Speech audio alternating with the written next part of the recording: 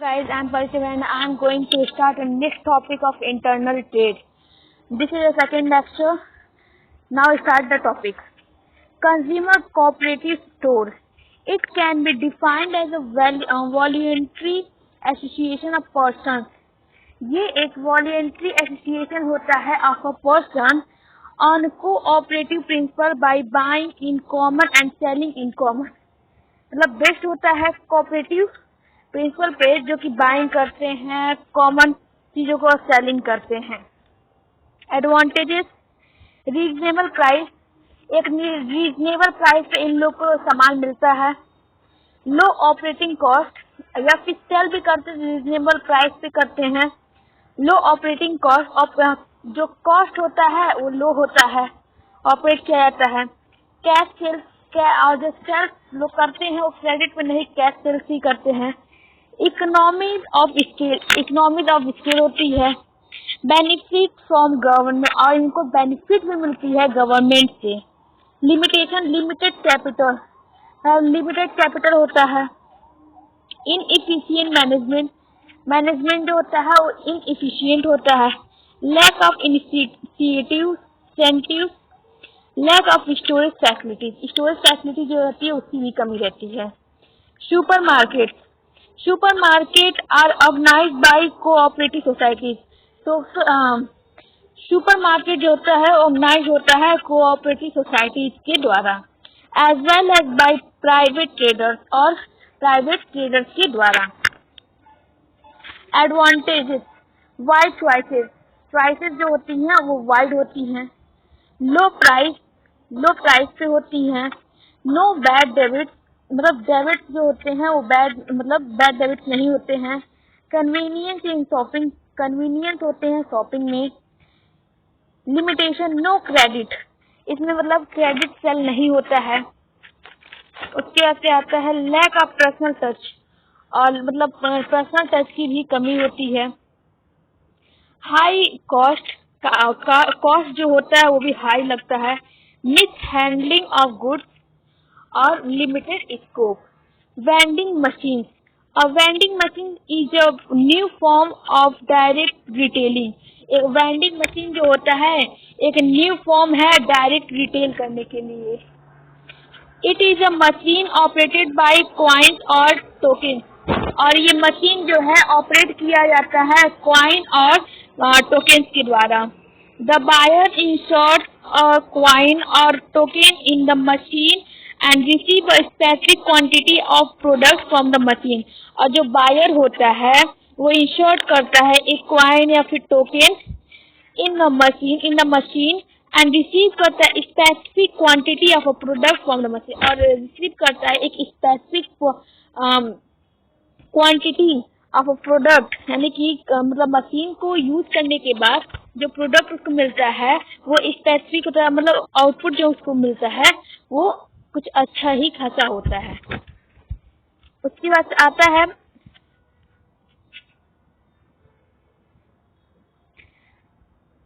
Consumer cooperative society stores पढ़ चुके हैं, वेंडिंग मशीन पढ़ चुके हैं. Main documents used in internal trade.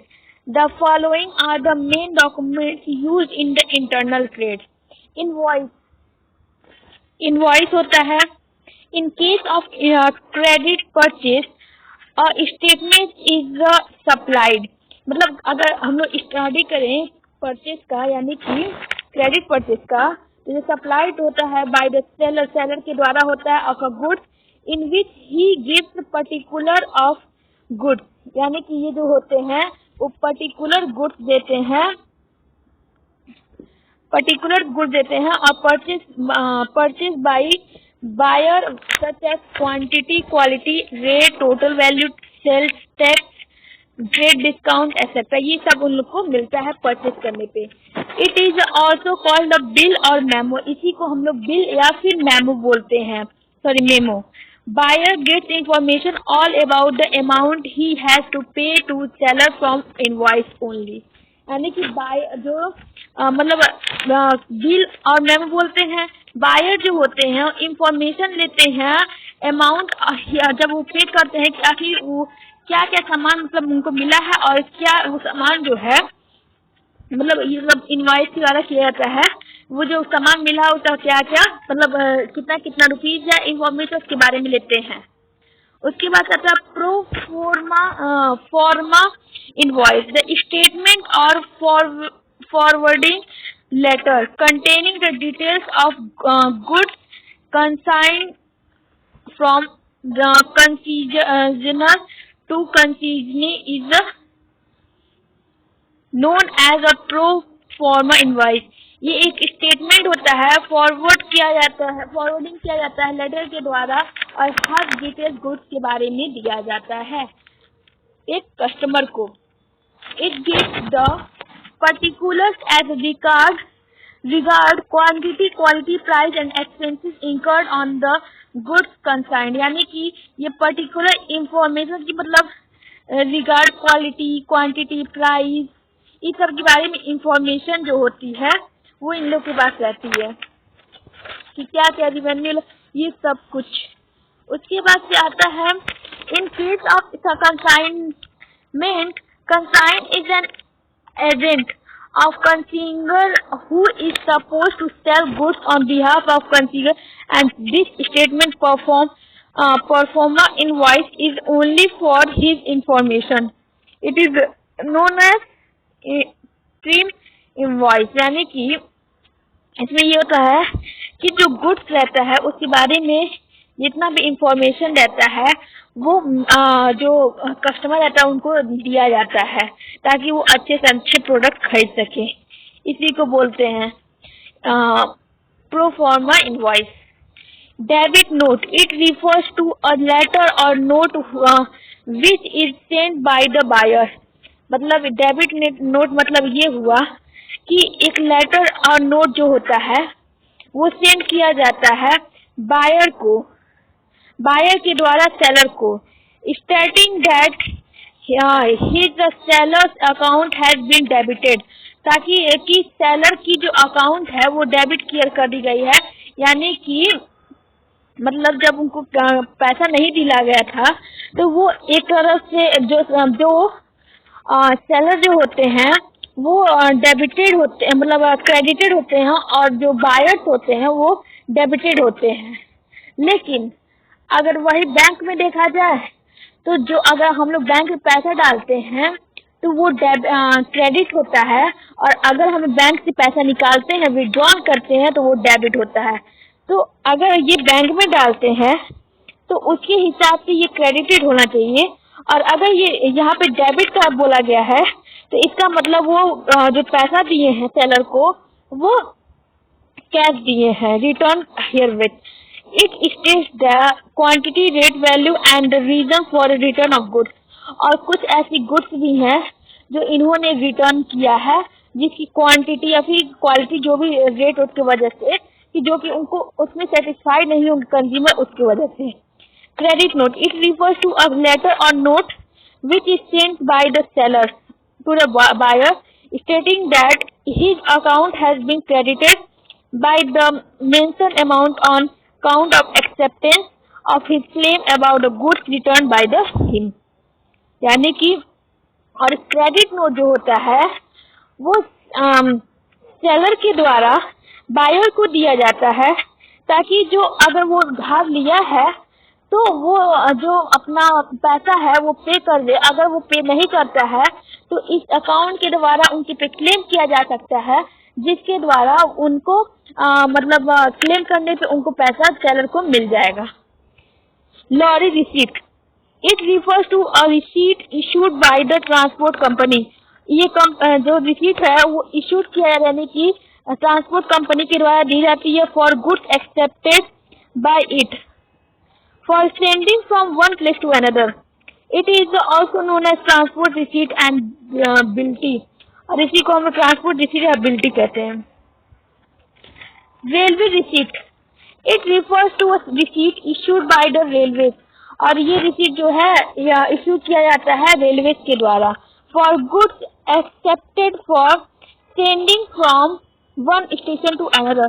ताकि जो गुड्स है वो इशू किया मतलब रिफर किया एक रिसीट दिया जाता है रेलवे के द्वारा गुड्स एक्सेप्टेड फॉर सेंडिंग, ताकि गुड्स जो है एक्सेप्ट किया जाए और सेंड किया जाए from one station to another, ताकि एक स्टेशन से दूसरे स्टेशन गुड्स को वहां पे पहुंचाया जाए। The terms of trade, the following are the main term use in the trade. Cash on delivery, it refers to a type of transaction in which payment for goods or services is made at the time of delivery। यानी कि ये वो होता है कि मतलब जब delivery होता है, यानी कि जब गुड्स का डिलीवरी किया जाता है तो उस टाइम पे उन लोगों को कैश मिलता है, उसी को कैश ऑन डिलीवरी कहते हैं। If the buyer is unable to make payment when the goods or services are delivered, then it will be return to the seller.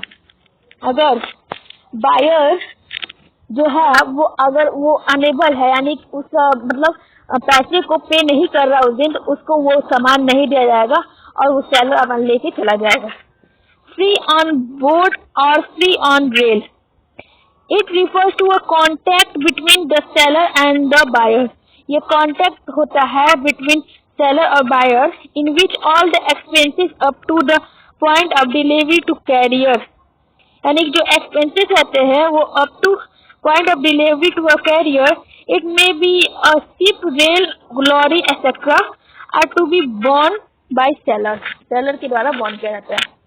Cost, insurance and freight, it is the price of goods, ये goods की price होती है, which include not only the cost of good but also the insurance, freight charges payable on goods up to destination port.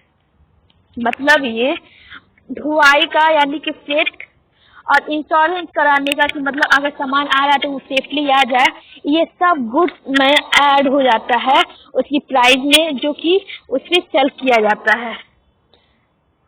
Errors and omission accepted, it refers to that term which is used in trade documents to say that mistakes and things that have been forgotten should be taken into account।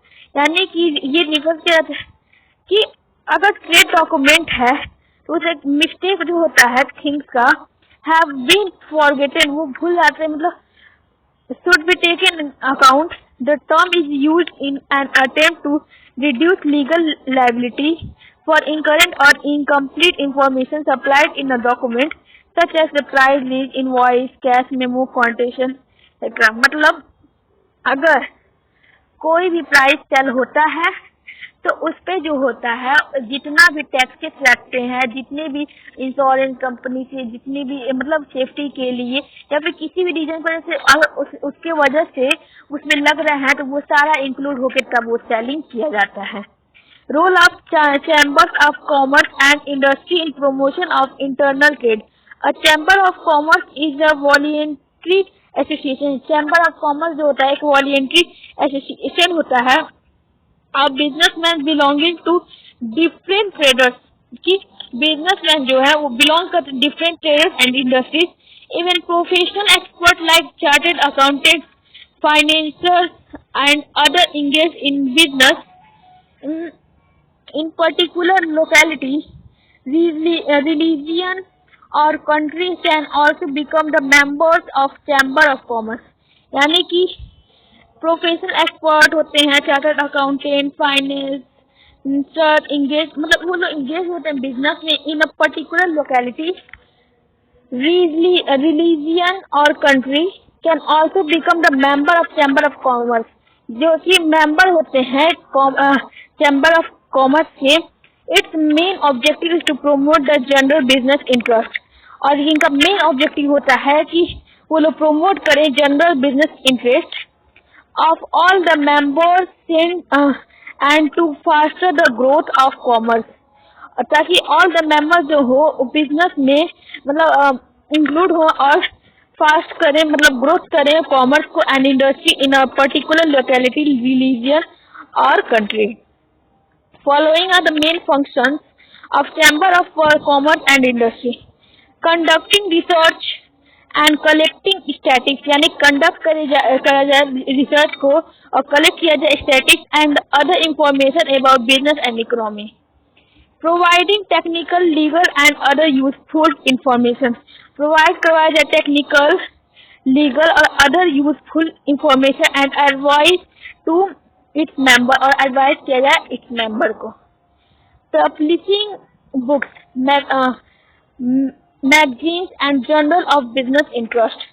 और इन लोग का मतलब अगर इन लोग का book भी जो होता है पब्लिश होता है, मैगजीन हो सकता है, journal of business interest. Making arrangement for education और ट्रेनिंग ऑफ मेंबर्स, और ये लोग मेक ही करते हैं arrangement for education on and training of members.